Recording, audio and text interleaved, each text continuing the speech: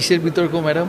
মানে আপনার সঙ্গে এমন কি দরকার পড়লো অনুব্রত মণ্ডলের, এইটা নিয়ে খুব সোশ্যাল মিডিয়ায় আমার ভাইরাল হয়েছিল। আমার সঙ্গে যেই স্টেজ শেয়ার করে তারই কি দরকার পড়ে না তো। পাবলিক মানুষ আমি, উনিও পাবলিক মানুষ, আর কত পাবলিক মানুষ আছে।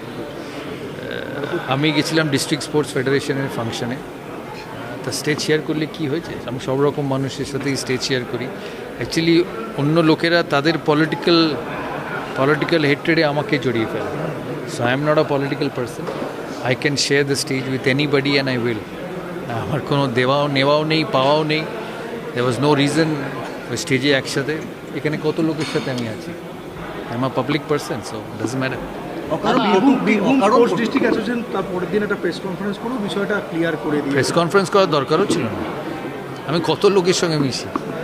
না, অকারণ একটা বলা হয় সৌরভ গাঙ্গুলি সফট টার্গেট হয়ে যাচ্ছে মানুষের কাছে, অকারণ তাকে নিয়ে সৌরভ গাঙ্গুলি আমি বদরও করি না কে টার্গেট করলো না, কিসের টার্গেট, এরকম একটা ঘটনা, কোন ঘটনা? এরকম একটা ঘটনা, অন্য প্রশ্ন জিজ্ঞেস করো, অন্য কিছু না, এই প্রশ্নের উত্তর আমার কাছে নেই। ঘটনা, এটাকে কি বলবো, এটা কি বাংলার সংস্কৃতি? আমার এইসব প্রশ্নের উত্তর নেই। তুমি হ্যাঁ